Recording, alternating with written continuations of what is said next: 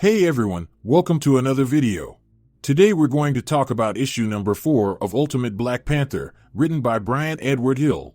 But before we dive into the story, I want to ask you a favor. If you enjoy this video, please leave a like and a comment to help the channel grow. So with that said, this issue opens with Okoye standing high above her people, claiming that she heard from her husband, the king. And during this address to the people, she states that soon he will be back among them. And when he returns, he will have revelations about this war, about their enemies, and most importantly about what they seek. So with that information, the people of Wakanda could finally humble the forces of Ra and Khonshu and bring them to justice.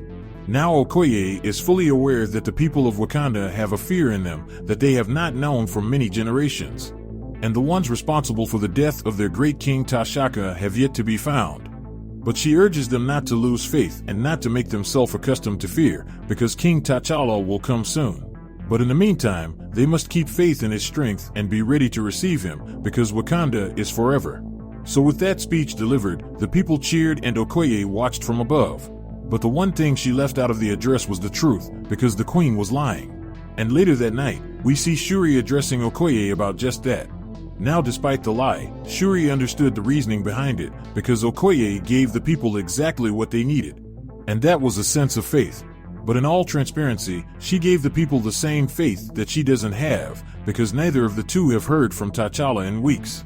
So with that address, Okoye goes on to say every instinct in her is saying there are more spies among them and her main goal at this moment is rooting them out.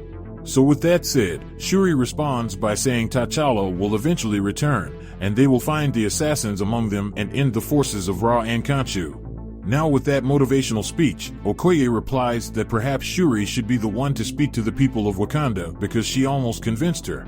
But that is when Shuri exited the room, while saying that it wasn't her place, because she is their queen. So with their conversation over, we fast forward to later that night with Queen Okoye fast asleep. And while she was lying there, a drop of liquid fell upon her face. Now with that drop falling on her face, the queen's eyes shot open just in time to avoid a deadly attack by an unknown assassin. So with the assassin cover blown, Okoye sprung into action. So with the fight on, the assassin went in for another attempt, but was quickly blindsided by a blast that sent her flying out the window. Now with Shuri on the scene, she took the initiative and jumped after the assassin. After the attempt, Shuri landed on the ground below and quickly followed a trail of blood on the floor. So with Shuri hot on her trail, she turned the corner and came face to face with the assassin. So with nowhere to turn, the assassin whispered about the end of Wakanda, and just at that moment a pain shot through Shuri's head, causing her to drop her weapon. So with an opening available, the assassin kicked Shuri square in the face. Now as the assassin beat Shuri down, the assassin called Wakanda a scar that she was raised to believe in for her whole life. But according to the assassin, Khonshu found her blind and now she can see. So as Shuri lay bleeding on the ground, she realized that the assassin was once a member of the Dora Milaje. Now this means the most trusted warriors in the country are now under suspicion. So with yet another blow to the face, Shuri lay defeated and awaiting the final blow, but right before the assassin could deliver it, something hit her extremely hard, causing her to fall to the floor. Now with the hitman disoriented and confused, a voice calls out saying you will not hurt the queen. And on the next page, we see T'Challa, the Black Panther, back in Wakanda and ready to strike. And let's just say that the assassin stood no chance, because with a single electrical weapon, T'Challa was able to take her out. So with the enemy defeated, the king helped his sister to her feet, and as they surveyed the assassin, T'Challa stated that the Voodoo Khan would probe her mind. But before they could do that, a glowing light emerged from her body, and within seconds, she was stripped to the bone. Now following that turn of events, we jump over to the Temple of Ra in an unknown location. And when we get there, we see Khonshu telling Ra that his spy was defeated and he underestimated the people of Wakanda. But that is when Ra responds by saying, their king is dead, they fear us in their ranks, and their strength was their safety, and during their battles, they have taken all that from them. And as for T'Challa, Ra believes he estimated him accurately, because all T'Challa knows is their names, and not what they are. He knows they seek power, but he does not understand what that power is. And worst of all, he still believes in his God. So with all that established, he calls for all the soldiers to be gathered, because he is tired of using spies and assassins. Because he is planning to destroy Wakanda by the light of the moon. So with the final battle close at hand, we transition to T'Challa talking with his wife. And Okoye was pissed completely off because she stated that T'Challa could have told her.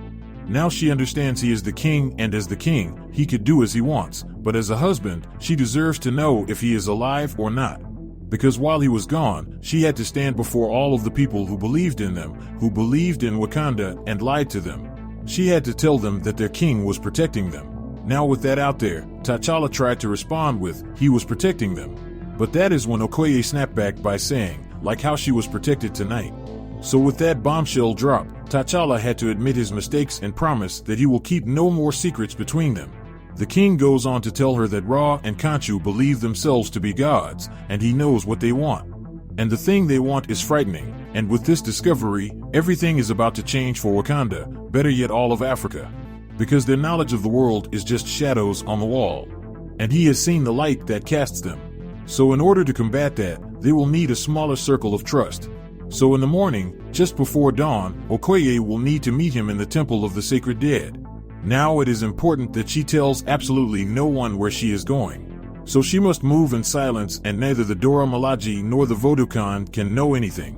Because at this moment, no one could be trusted except for the people she sees once she arrives to their meeting place. So as the queen did as she was told, she enters the room to meet the Circle of Force, which is made up of Killmonger, Shuri, T'Challa, Storm, and herself. So with that said, this issue of Ultimate Black Panther comes to an end. So with that out there, if you want to stay in the loop about any individual storyline, then how about you hop over to the playlist section down below or in the link cards above to get all caught up on the Ultimate Universe. So with that established, I hope you enjoyed this video, and please don't forget to leave a like and a comment if you want to see more videos like this. Thank you for watching, and I'll see you in the next review.